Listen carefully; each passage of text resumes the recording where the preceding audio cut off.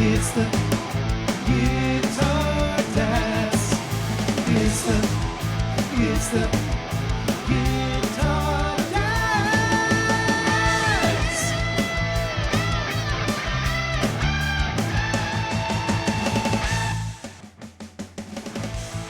Welcome to the Guitar Dads podcast, a podcast for guitar people by guitar dads. This week, Fender does the brown sound.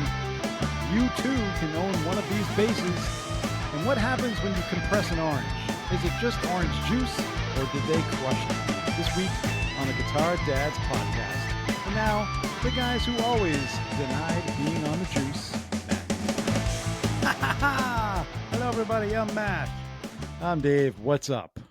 Was that a better up? laugh this time, Dave, for you? It was still very forced. I'll let it No, slide. come on. It was a better Slide. one. Let it slide this week, but that's okay. Let's move on. It's fine. I am I'll not get over it. juiced. I am not juiced, but I am going to start hitting the gym, Dave, What did he ever do to you? like we talked about.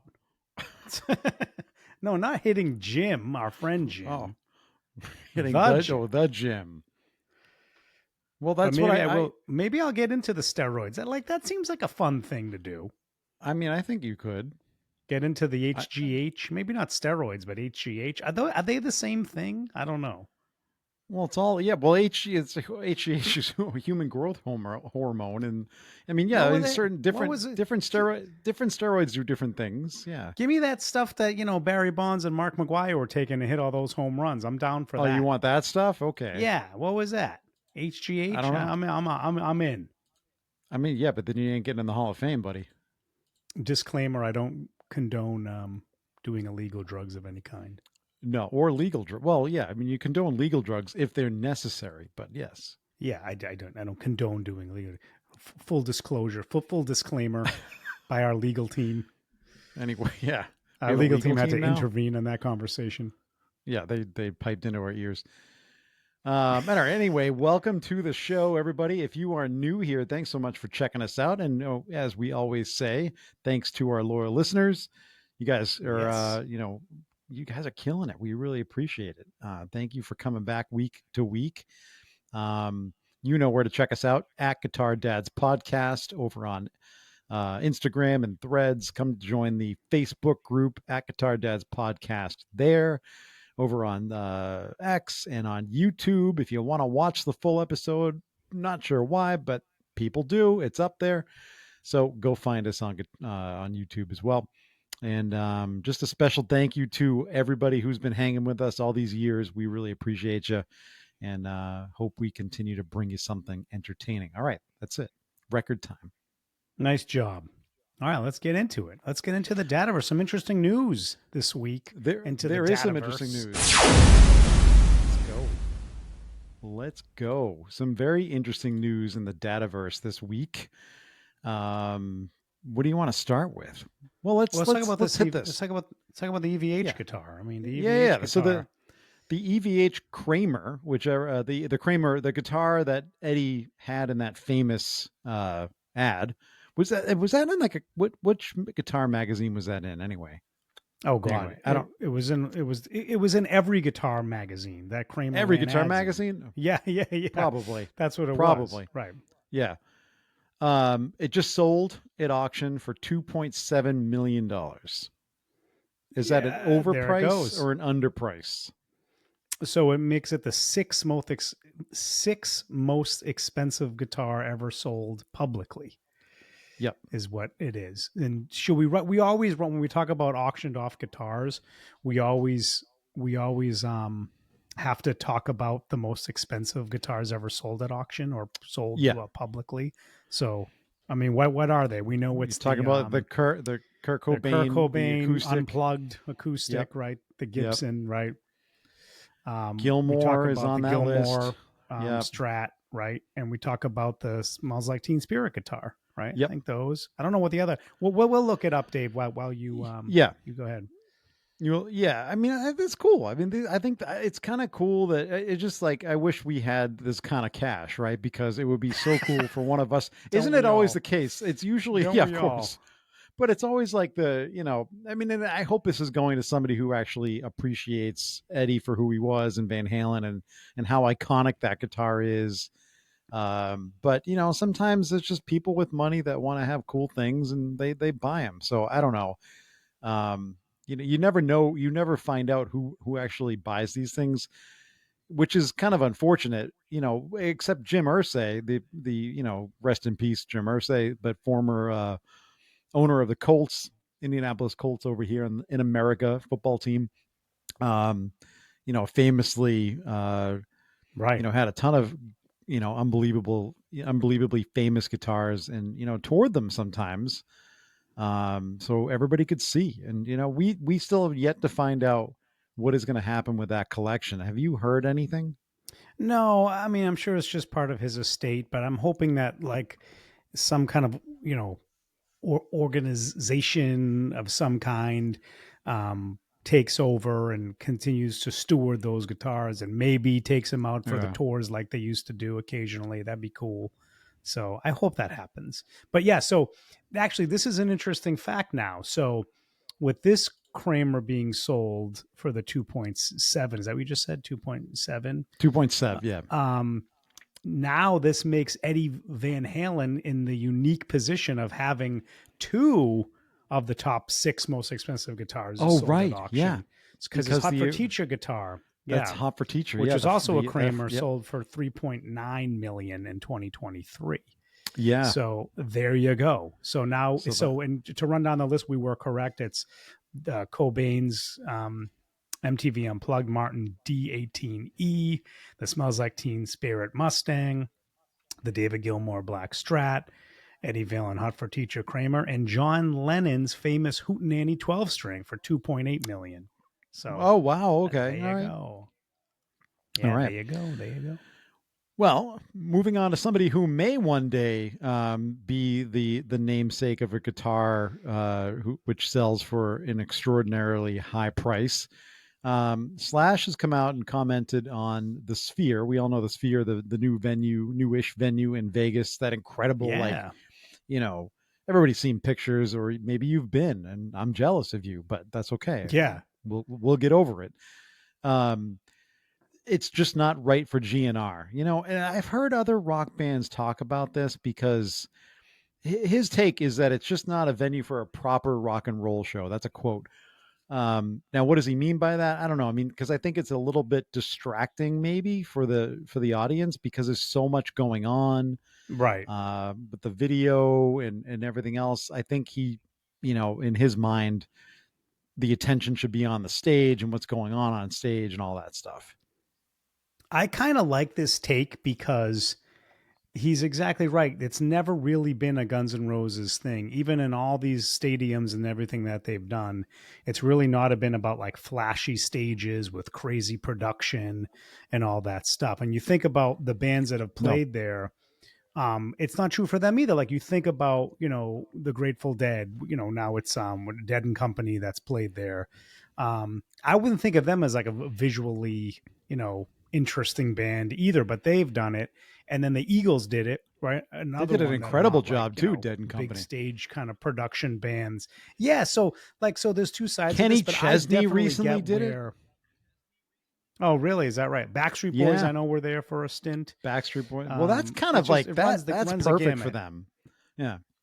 Yeah, I think pop acts, it's perfect for pop acts for sure. And, of course, U2 kicked it off, and U2 has always been known for the big stage spectacle. So, of course, it makes a lot of sense. It's perfect for them, too. So, but yeah, but I think Slash has a good take here that it's not really a venue for a proper rock and roll. I think he's right about that because it's way too distracting. You're not really there to hear the music. You're there to take in the whole visual of the whole thing. Yeah, the music is a big part of that, but that's not the whole reason you're there. Whereas, with rock and roll, like that's kind of what it is. It's about the kind of energy feeding off the band. Okay, well, let me ask you this, because this kind of spawned to me, it spawns a larger discussion. Like, what other bands would be cool? 2-part question. What other bands would be cool to see at the Sphere? And are bands just not such as Guns N' Roses, not being forward thinkers? Are they resisting technology? Are they kind of living in the past of what a rock and roll show is kind of, what most people envision a rock and roll show to be? Why can't I speak? Um, Yeah. are live performances just changing, and older bands, are they going to have to start kind of keeping up with the times? Well, this is a very special. Like you can't imagine that this is going to be like a new standard, right? But you can imagine that I similar mean, in the types of future, spectacles, like we talked about it when we yes. talked about the Live Nation thing, that 10 years ago or 20 years ago it was 4 trucks, now it's like 16 trucks for a big Right. Beyonce show. But I Yeah. think those acts of like those kind of acts, like it started, like I said, like U2 was one of the pioneers of that big stadium spectacle, and then other pop artists just took it to a different level. Like if you think about like the 80s, the artists that were doing that, like Madonna always had Yeah. giant spectacle shows. So you're always going to have that, people Michael pushing the Jackson. envelope there. Yeah, like Michael Jackson. You think about like just these giant stage spectacle shows. That's always going to be the case, and the Sphere is also obviously a great place for that. But I don't know. Like I agree. Like it's about, for us, like Dave, like it's not about seeing all these crazy visuals if we're going to go see Slash. It's about watching Slash and the gang do their thing, and just Yeah, but getting into the music, right? Like is I it a don't know. cool? Yeah, it is cool. It's a It's novelty. It's a cool. cool thing. If Guns N' Roses was playing at the Sphere and I had an opportunity to go, 100% I would go, and it would be awesome. But it is true. It's not really like, you can't really see the band because it's like, they're like little tiny ants on this stage, because it's Yeah, not depending on your really about seat. seeing the band. Right. So No, it isn't. It's about the show, and we just talked about this last week when we mentioned, we discussed Ace Frehley's passing, and how Kiss kind of invented like that arena rock spectacle kind of show right. back in the day, But it right? was still And about them, right? It was still about like they're being dressed up in costumes, they're right, shooting, true. flames out of the guitar and all that. But I think you're right. I think a band like Kiss would be awesome at a thing like the Sphere, because they could do that type of stuff and just bring it to a whole different A whole level, different right? level. Yeah, Like you could think about like shooting a flame out of a guitar, and it just like is a giant flame it that just goes around the whole continues. place. Yeah, Yeah, yeah. Like it's like an optical illusion type of thing that they could do, instead of I real pyro that sets people's hair on fire, like I'm gonna like happened to Paul Stanley. I'm gonna disagree with you in a small way here, because I think that I'm not saying that some older bands are struggling to get an audience, because they're not. No, they're Look at definitely not. GNR. Yeah, it's all GNR is not nostalgia struggling at stuff. all. Yep. It's all nostalgia stuff. But at some point, that nostalgia is going to dry up, and the bands will continue to go on. So how do bands then start relating to a younger audience and capture more fans? This is a way to do it. Yeah, but it's so specialized that, and the demand is so high, Dave. Right? It's like I don't think you can say like you have to do this because you're losing your audience. No, Like you're only going at to some do point this they if you will, have a though. strong audience. Well, at some point they will, but the Sphere's not going to help that, right? Like if I'm people not don't know who Guns necessarily. N' I'm not Roses, saying the Sphere in particular. I'm just talking about not it being, not being willing to accept technology and how a show has changed and what younger fans want to see as part of that show. I think the music has to stand on its own, and people have to be giant fans of the music itself for it to mean anything, right? That's always going to be the case. It just always is, right? Yeah, you're going to get kind of casual people that just want to be there, right? But I don't know, like, I don't know that people are like, I don't know that, like, let's say there's kids these days that are out there and Man, are big kids Guns N' these Roses. Yeah, these days. kids these days. But let's say there's kids that are, young fans of Guns N' Roses, and they really love Slash and love the music. They, like, when they get old enough to go to a show, they're not going to be like, oh, they're not doing crazy visuals and giant, crazy stuff. I'm not going to go see them. No, they're going to be like, I want to see Guns N' Roses because I love the music. right? Yeah, no, no, So no. There will be those fans, but I'm just talking about as that starts to kind of dry up, because there will be a transition phase between as the again, I older don't think it's fans die off. they need to. Well, Again, I think the music needs to stand for itself. You're not gonna you can't get people in well, the door with that stuff. Like it's not gonna I'll work. make I'm going to make a controversial statement here, because is Guns N' Roses as the subject here. This kind of applies. Don't get me started on We are Guns N' Roses. we are awaiting a new record to come out, right? Well, I don't know how Axel's going to sing on that How record. he's going to sing on it and how it's going to sound in general. I'm just going to go out on a limb here and say it's not going to be good. So I don't think it's going to get now. That's not necessarily going to affect their stadium Yeah, shows, because people are still going to go see them. But I right. don't think it's certainly not going to attract new fans. Yeah, but the music stands for the older stuff stands for itself, and it's just it's It so does, but damn good. how many, what do you think there's in terms of rock fans? If you took like a demo of like 15 to 20-year-olds, right? Yes, I think Male there's and a good female, amount of them that know Guns N' Roses do you think a and will good know amount these want to go songs. to a show and can afford to go see a show? Maybe, maybe not, but it doesn't matter Right? because there's gonna be. I mean, by the time Well, it that does matter. by the time that becomes a problem, right, where people like us are not going to shows, the We're band's going to already be too not. old. The band's going to be too old to do it anyway, right? And you're Well, right, we are already you there. you Me could and you argue are that already they're there. already there. Me Yeah, and you are already there. But we already there. Yeah, you're right. You could argue that the band really isn't up to snuff. Mainly Axel and his vocals, mainly Axel. and you know, they need to do something about that. So I don't think that's a problem, Dave. But I get your point. But you know, I think bands do need to evolve a little bit in their stage shows and keep it interesting. 100%. I think you're right about that. I Does it mean, have to be at like bands. a crazy level? Probably not. I mean, bands have reinvented themselves many times over the years. You know what I mean? So there's Right. countless examples, and I think this is just a way to reinvent yourself a little bit, and even not Yeah. necessarily to garner new fans, but just to kind of keep it interesting for your Right. current fans. Oh yeah, and You build know? excitement because Yeah. like people build like trips around this stuff, right? Oh Like yeah. you know, I would look if Guns N' Roses was doing it, I would consider it. Oh, if Guns N' You Roses know, booked a 15-night residency at the Sphere, it I would would be sold consider it. out every single night. It would, Of course. and I would Yeah. consider trying to get over there to see it because the Yeah. Sphere just looks incredible to me. It looks incredible. So anyway, all right, there's All that right. discussion. All right, let's keep All right, moving on. Let's go to what are we going to do now? Do you want to hit on? We doing fake news this week or no? You want to skip? We skipping fake news. Yeah, let's skip the fake news. We've done the Skip fake the news fake a bunch of news. weeks in a row, and we got other new All right. segments to get to. So, All right, let me just tell you guys then that this episode of the Guitar Dads podcast is sponsored by Copper Sound Pedals. You guys know Copper Sound. We talk about them every single week. They are a pedal company building unique boutique effects right here in our state of Massachusetts. And we love Alex and the gang and everything they're doing down there. We're going to continue to put the spotlight tonight on the Foxcatcher V2, which recently came out. Go get your V2. If you have a V1, and we do, and we love them, the V2 is just a whole different thing. It's got yes, it three is. different gain options and shape options, and it's a smaller footprint. So if you're somebody who doesn't want to put a larger pedal on their board, if you don't know what the Foxcatcher is, the original came out in 2016. It's basically like a blues breaker circuit on steroids because it has like an independent clean boost on one side.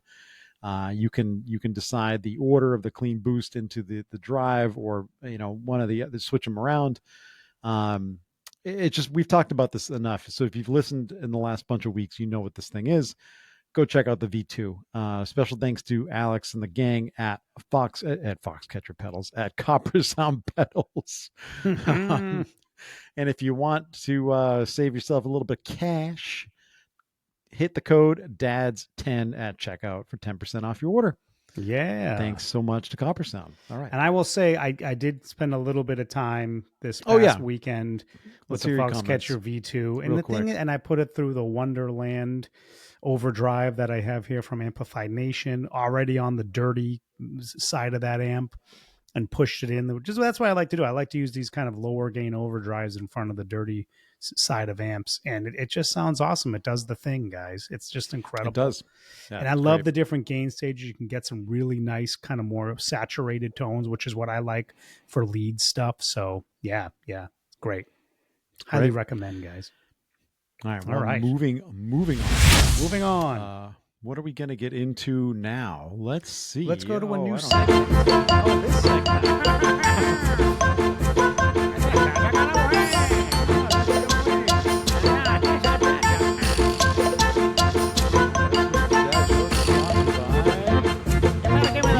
pumpkin full of lead.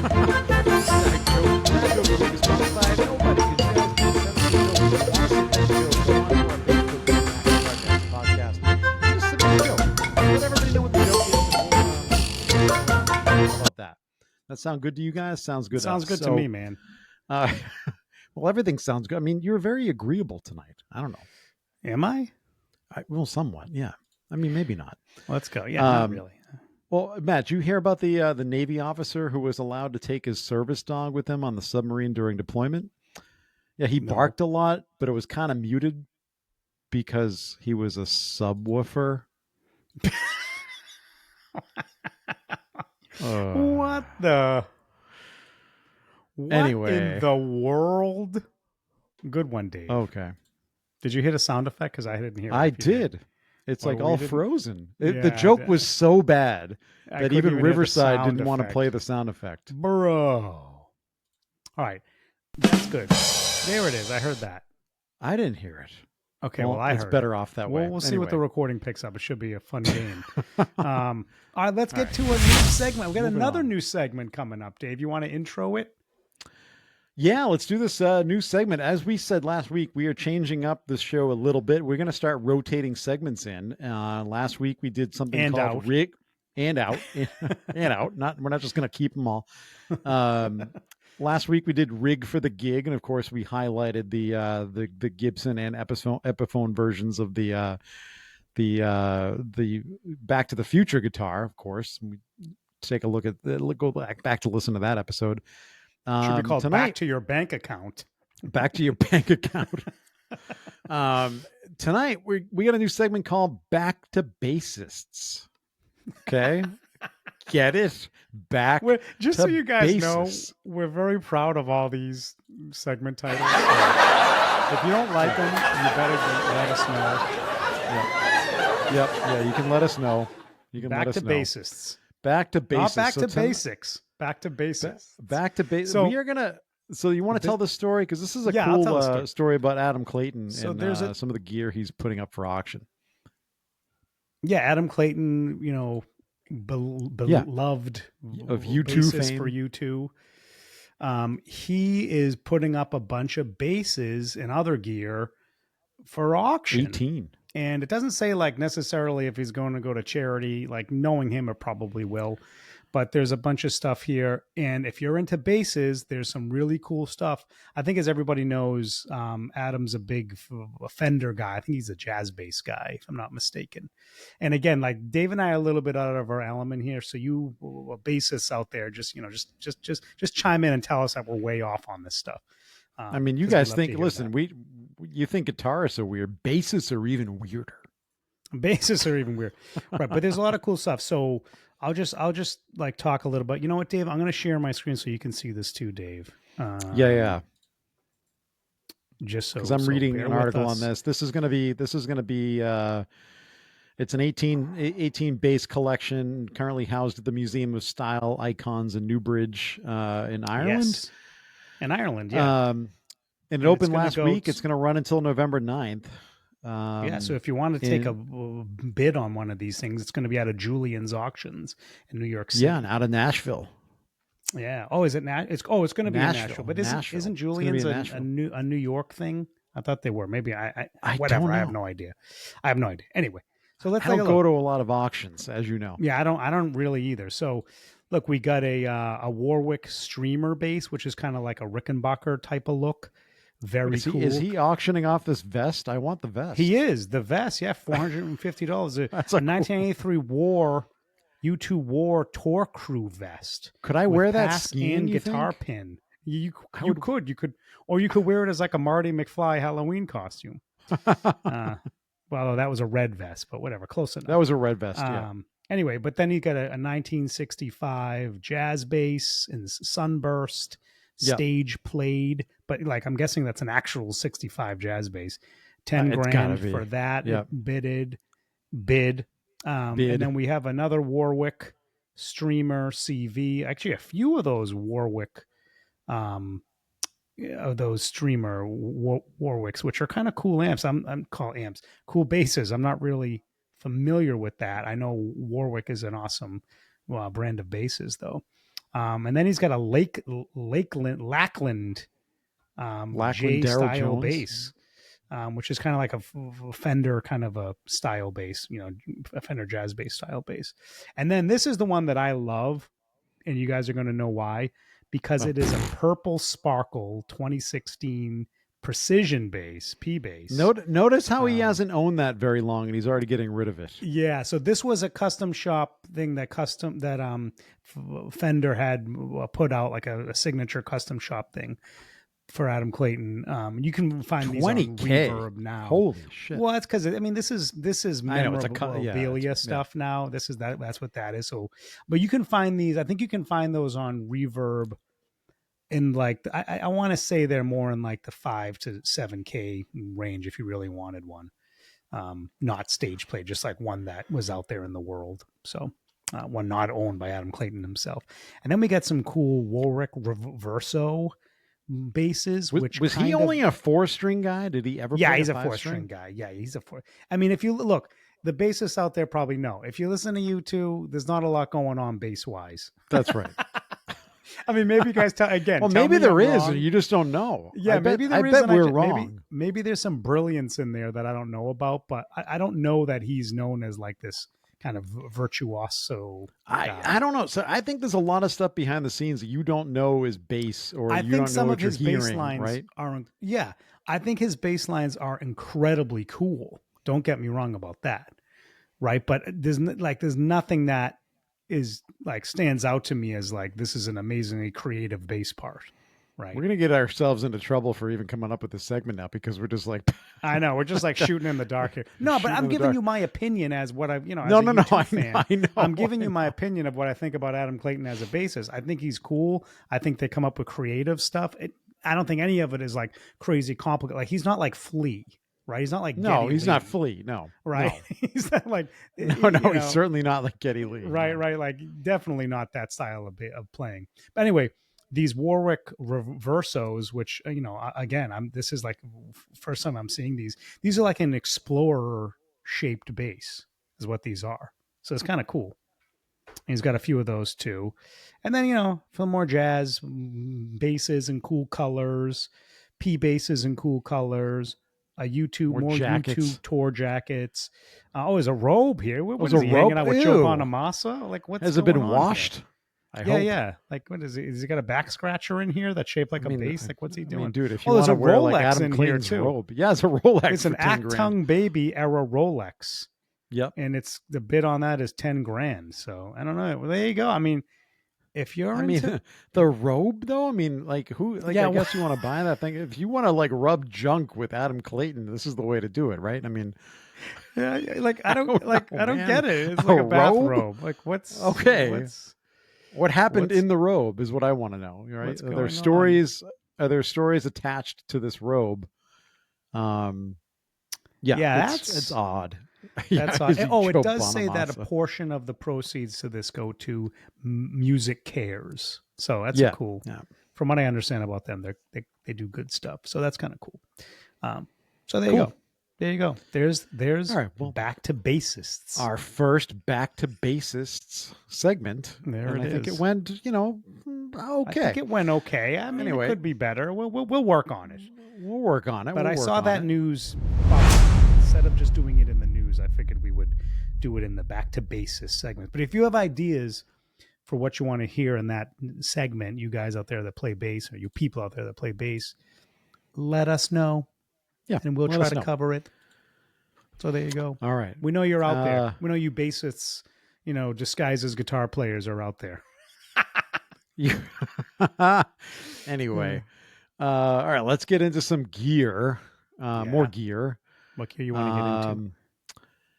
I don't know. What do you? So you see the list here. You want to? Let's hit on this. Well, actually, real quick, because the line was something. Was there like a delay? No pun intended on this, because the Yeah. Line 6 stadiums are now available for pre-order. No, I think Finally. they said that they were going to be available for pre-order later in the year when they announced Oh, these. but were people expecting these earlier? Is that why? Because the I don't article know. I just read was like this was like they're finally here. So I don't know if they people anticipated these things being available for pre-order, months ago. But anyway. Yeah, I don't know, but they're going to be out there. We're going to start seeing them in the wild. I do know that, and I full disclosure, I haven't watched any of these videos yet, but I saw a bunch of videos pop up again about these. So, Yeah, I and mean on they do look YouTube, cool. So I don't know if that means that creators out there have their hands on these things yet or Oh, what. I'm sure they do. I'm I don't know sure. that they do. I think it's more about let's just look right now as we're talking about. But I think it's more about like they're getting more because the pre-order is being released, you're getting much more details published about these things. So I think that's what they're Right. kind of Yeah. reacting to on YouTube, but I could be wrong. Like I saw one from our buddy Jason Sadidas, who's like Mr. Helix. Um, if you don't follow his channel and you're a Helix person, I would highly recommend you do it. Yeah, so he's got one from 4 days ago. I don't think he had. I don't think he has one in hand here. Maybe No, he but does. the question, the reason I put this in our notes is because I do want to I do keep asking you this occasionally because I do expect at some point the answer to change. Are you going to ever convert to like a full modeler as your rig? He doesn't. So I'm just to just follow up. No, he doesn't have one in hand. He's just commenting on what the workflow is going to look like in the stadium. So this is all kind of speculation still. So these guys don't Speculation. have their hands on them yet. No, interesting. So yeah. Interesting. So we'll let you know when You they do. But yeah. you would think during a pre-order phase like that would be all over the place because that would just be boosting Right, sales left right, and right. right. And you think he Interesting. would be one of the Interesting. guys Yeah. that has it. Um, I can keep searching, but anyway, why don't you keep talking, Dave? Hmm. Well, I keep talking. I had a question for you, and Oh yeah, what you was your ignored question? me. Because And I I'm was gonna I jumped over. now. I'm Right, just right, right. you did, and I'm just going to assume that the answer is yes. So let's move on. Um, Oh no, this but if you no, sorry guys, I'm looking at it now. You can watch a bunch of demos about this thing. It's just I was going like to say there it must be doesn't in the seem hands of. it just doesn't seem like it's out here in the wild so much where a bunch of creators have it. Obviously, you got a Line 6. Sweetwater released a video about a month ago. Guitar Center did a video about that one. Ola England actually did a video as Oh well a yeah, few weeks ago on it. So if you really want to go learn about this, you can watch those videos. Oh, and then another one that that popped up is our buddy Adam at Cover Brand Confidential, where he says 5 reasons he's not going to buy the Helix Stadium yet. oh, I So watch his video. I you know what? I'd be interested to know those 5 reasons, Adam, Yeah. because like Well, you I can go would think watch you his would. video, man. Yeah. I'm not gonna. Yeah. Everybody go watch that and tell us if you agree with Adam or not, or tell him on his YouTube channel, and Yeah. we'll go hang out in the comments. But I yeah. So anyway, there's a lot of stuff on this, but it does seem like the main demos that are out there are just like the major things like Line 6 and Sweetwater. But Ola's got one, so that's interesting. I'm interested in Ola's take. So anyway, Yeah, I'm gonna have to go watch there these we later go. tonight. But Ola actually saw it because it was a few weeks ago from Guitar Summit, which is in Europe. Which is where is Guitar Summit? I'm not even familiar with that because it's a European thing. But It's in anyway, Germany, I think. is it Believe part it's of a- I believe it's a German thing. Toman? Is it part of I Toman? Is it a don't know, Toman but thing? I believe it's in Germany if I'm not mistaken, but I Okay. might be because I usually That am. would make sense. Yeah. All right. Anyway, keep talking. Anyway, all right. Well, So let's move on to you. You've answered yes, and now the listeners know. So one day when you will discuss in the No, I'm listeners not will going to be switch to an all digital. I already have a digital rig now. You mean like would I get rid of like my a pedals full on and digital go to a rig. full That's like it. go to like a Yeah. stadium type of thing or Yeah. like a Yeah. quad cortex and just forget about Yeah. the Yeah. pedals? No, because pedals are so much fun. You guys know this. Pedals are a blast. Why would I do that? You are gradually getting So- there. My private discussions with you, I'm sensing a little bit of a cooling effect going No, on but with I the still pedals, in the no. pedal world. I still no. I still like the pedals. I'm not going to go to a pedal rig. No, I mean a all digital rig without pedals. No. It's ridiculous. You ever going to go back to an all pedal rig? Meaning using a tube amp at the same time? Yeah. Potentially. Yes. Potentially. But like I said, Okay. guys, like I'm getting too old for this gigging stuff. I know I sound like an old man, but You know, sound like I don't Danny know. Glover in Lethal Weapon. I really Too am old for this shit. I'm getting too old for this stuff because it's a lot of work. I'd rather get to a point where I'm just doing like sporadic gigs. I'm not like a regular kind of gigging person because it's just a lot of work, man. It's a lot of All right, work. well, and I've been going hard on of it for a cool- long time. So Speaking of cool pedals, Orange has released a compressor. We talked about compressors Yes. last week. This It's is so actually funny 'cause- this is Yeah. cool. I was What? just gonna say, I think Orange. Isn't it crazy how Orange releases these pedals? We know them mainly as an amp company, but yes, Yep. they release pedals as well, and sometimes they release pedals that are freaking awesome. So I This don't know thing about is really this cool. compressor though. I don't know, but I know It's you've called been the King- compressor curious. I've been very compressor curious. This is not something that definitely scratches that itch for me because I'm very like I've got myself committed to like one of two compressors out there. But I could change my mind.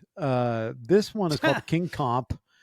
And they're saying, features like super low noise compression with high headroom. You're going to need a different, if you don't run a pedal supply with an 18-volt output, you're going to need one for this. But if you need that headroom, there you go.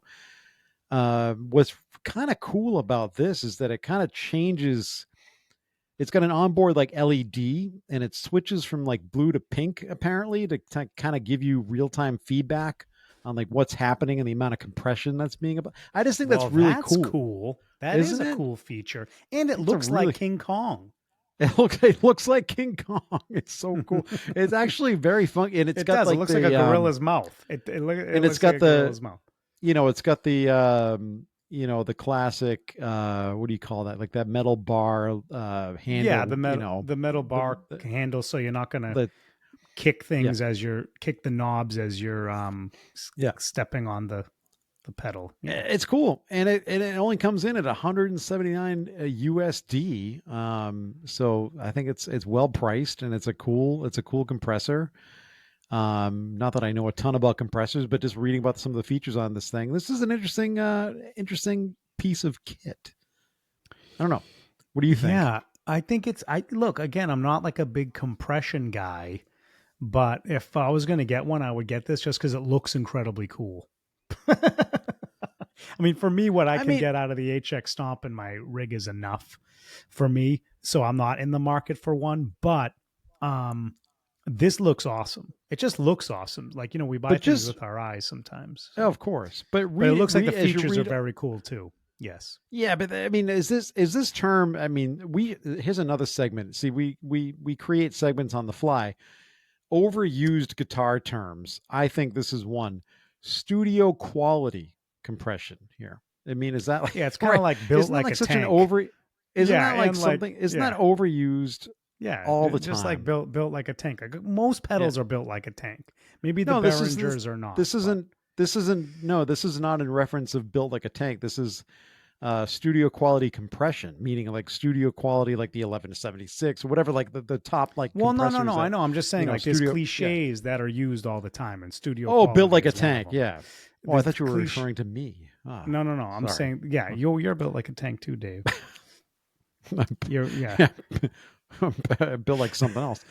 Um, But yeah, so yeah, like there's like these cliches that pedal companies use in the marketing copy, and that's studio quality is one of them, right? But you oh, know, all the time. studio style, you know. But Well, to come up anyway, with I others. don't know. I mean, maybe this is really good, and you know, Orange obviously knows what they're doing, so you know, it's worth Do a they? check. It's Yeah, worth I'm sure they checking do. out.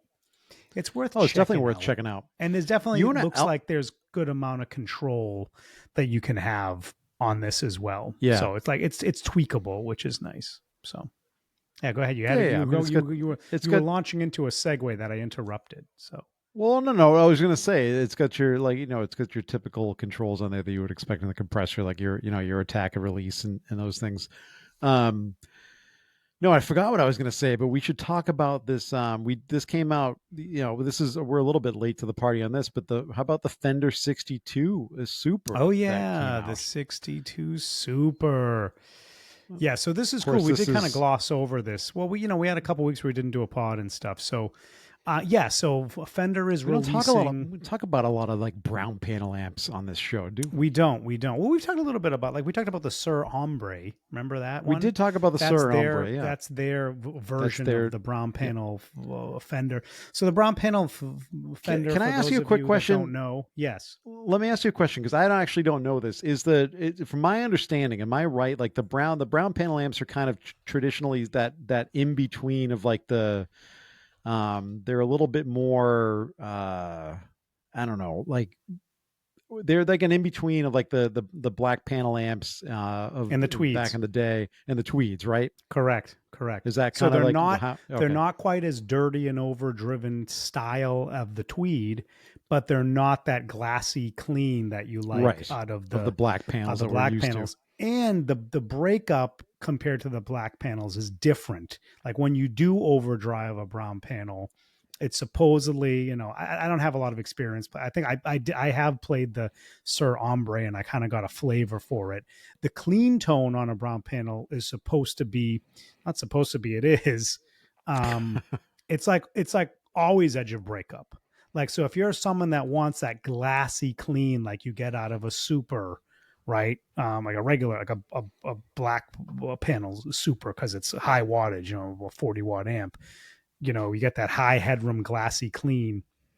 That's not what these brown panels are. They have a more of an edge of breakup flavor to them, as like the baseline clean tone. And then as you kind of overdrive them, they have more of a mid-rangey overdrive to them is what's supposed to happen with these. And so the 62 is when they first released, Fender first introduced the brown panel. The first one they released was a super. So this is basically like a throwback, an homage, a recreation, a reissue of that amp. And I think Yeah. it's really cool. So now I don't know a lot about the details of like, I think this is a made in America amp. I don't know if it's hand wired. I don't know all the details around. I don't have that in front of me. Do you have that, Dave? I don't know if I don't believe it's hand wired, although the price that it's coming in, it's 20, it's $2,500. So I don't think it's going to be a hand wired deal. I mean, at that kind of money, it might maybe be. for that kind of money. It might be. Let me see if I can dig. Let me dig a little bit deeper here. As I scroll through, I'm not seeing anything about whether it's hand wired. I'm going to take a stab and say it's not. It's But not. If they don't say it, it probably is not. yeah, I was just gonna say. Usually, Yeah, yeah, that's like a yeah. very featured kind of. It's like it's hitting you right in the face, like hand wired, recreation of the. But so this is. I don't know. It's very Yeah. cool. But because these were really only made for a few years, they're kind of rare, right? So you don't really see a ton of these around in the vintage market, like say as much as you see the black panels and the tweeds. No, And no, you see so those everywhere. Yeah. so they're kind of cool, and I think for that reason they're just not as popular, and they're not as like sought after, though they are rare. Um, but but they're definitely cool, and I think it's a cool little reissue that they're doing here over this stuff. So I don't Yeah, know. I Hopefully, think I it's very got cool. that right about the kind of flavor of these amps. But you guys that are more familiar, if you're like a big brown panel guy, hit us up and tell us where we went wrong on our assessment of the brown panel. But yeah. I mean, Fender makes a ton of amps, but it doesn't take like 3.5 weeks to scroll through all their options like it does their Their guitar guitar, yeah yeah, options. exactly. Yeah. It's I completely mean, crazy. it's like how But they many are did we they up did to a now? bunch. They did like a whole line of brown panels. They did the deluxe, they did the super, right? Or I think back then the 4x10 super. I think it was called the concert. Am I wrong about that? I don't know. Somebody tell I me. don't know. We don't have anybody on the show that can answer that right now. We need to phone a friend with Philip. He would know this.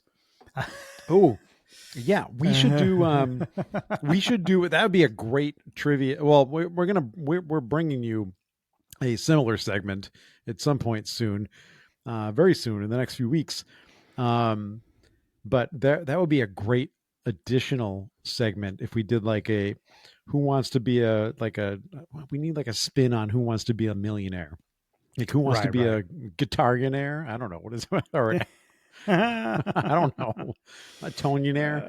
And phoning a friend would be fantastic. Can you imagine like getting somebody on the phone? So Like, there was one called the concert that was a 4x12 40 watt. This is a 2x12 40 yeah, watt. this is 2x12. Sorry, 2x10. Yeah. Sorry, 2x10. And it was 4x10 is what they do. Yeah, this is They're not 2x10. 12s. Yeah, 10.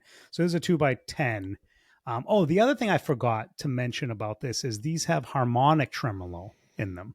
And so It that's a does. sought after thing as well, where I mean now you can get amps with harmonic tremolo and optical tremolo. You can get all these different kinds of tremolos, but these were known and are somewhat sought after because of the harmonic tremolo in them. Do you So that's what you're prefer gonna get harmonic over optical? I don't, to tell you the truth, I'm not enough of a tremolo aficionado to be able to tell you what I prefer or what I don't prefer. So what's your thoughts? So what's on I don't your know. super back there, Dave? No, so your deluxe. My back super. there. The deluxe has optical. Am I right about that? So I actually prefer harmonic. Oh, okay. I just and again I'm like you because I'm not like a real trem like aficionado at all. Um, but I do when I do prefer the harmonic sound over the optical. Really? And is that true Yeah. that what do you have back there in the deluxe? This is a very good question. Is it optical? I don't actually even know. Um, that's like, geez, you put me on the, you're putting me right on the spot. I have no idea. I'm gonna have to look this thing up. Isn't Yeah, that I'll tell you in terrible? 1 second. I'll The tell you in the a amp second. I own and I don't even know. Um, I'll tell you. Jeez. I'll tell you in I'm 1 second. I'm looking it up. I'm looking it up. I'm looking it up. Yep, What did you optical. come up with? Optical. That's okay. Yep. Of course, we're Yep. probably wrong about that too. Yeah, I don't use it enough. I never um I have looked into like getting a harmonic trem pedal because I do like that sound, but I certainly don't use it enough in the amp. And Yeah. maybe because it is optical and I just don't That's prefer that sound. interesting. You should So though, because maybe I that's what think it it is. sounds awesome. I think You because think so? when I had that Princeton reissue, I'm pretty sure that has optical as well, and I really enjoyed it. Yeah, yeah, Yeah, I should use it a lot more often. It's funny because the application for that amp for me is just like I just want like a bit of a clean platform. I'll bring it to a little bit of edge of breakup. It still gets really loud, even though it's 22 watts. And then just like I'll hit it with a couple pedals and play, and that's just how I use it. yep, And just like light to medium drive and a little bit of yep. a little bit of a slap back kind of delay, Right. and that's it. And I'll put some I don't use a lot of reverb on that. I don't use the reverb, the built-in reverb. I don't use it too You don't much. use the built-in reverb on the A deluxe. little That's bit, like the a little best bit. part of the deluxe is the Yeah, but I don't crank original it. I don't. Fender spring reverb. I mean, that to Yeah, me but I that is don't. the reverb. I don't crank it though. I don't crank it. I just like a little bit of light reverb on it. I just like that, and then I go. That's kind of how I use it. So The reverb I on don't my know. Amplified Nation is awesome as well, but not as good as what's in that Fender. Even though that's No, the just a regular reverb's reissue and reverb's not great. like a hand wired, it's still really good. No, it's very good. I just don't tend to use a ton of reverb when I'm playing through it. I don't know why. I just don't. Well, you should, because it's awesome, and get into some well, surf rock like Ryan from Oh '67. well, there, there you go. So there you go. Because we all know that that's my jam, right? But anyway, I think this is cool. I'd like to see Fender release more of these brown panels, and it would be cool to see. So Yeah. And I'm excited All right. about it. And the Sir Ombre is awesome. So if you have a chance to check that out, play that as well. Yeah, we last time we were at Matt's Music, we did get to play through one of those. So that was fun. There you go. There it is. All right. Well, we are coming up on time. I just want to shout out a quick thank you to our listeners. Thank you guys for sticking with us through all these years. We are coming up on how many years in January? Like February, January? We're coming like up five, on 6, 5. I think we're coming up on Jeez, 4. I don't even know. It'll be a full No, 4 years 5. at that point. Really? Is it Yeah, 5? 5 years. Yeah, it'd be 5, I think. Oh, yeah. 2026. Yeah, I think you're right. Yeah. We're at 5 Yep. at that point. Yeah. 5 100%. years. You're Wow. right. Yeah, man. Anyway, this thing's thank you guys. rolling. Appreciate you. Thanks for sticking with us and putting up with all the BS and all the mayhem. Go check us out at Guitar Dads Podcast on Instagram and Threads and X. Find us on YouTube if you want to watch the episode or the shorts that we put up there. If you want to come over to Facebook at Guitar Dads Podcast over there, make sure you use the code DADS10 for your 10% off your Copper Sound order. Thanks to Alex and Copper Sound for sponsoring this week's episode again. And I think for now, that was this week's Guitar Dads Podcast. That's it. Keep rock alive. Catch you on the flip.